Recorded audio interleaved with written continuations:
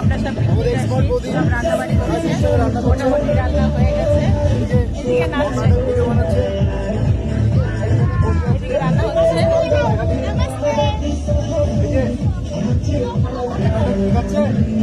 মোটামুটি রান্না হয়ে গেছে।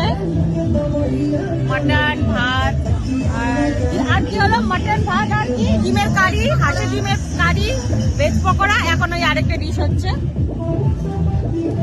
এটা হলেই আমাদের কমপ্লিট রান্না, তারপরে খাওয়া দাওয়া হবে। টেনিস দিতে লাগবে না,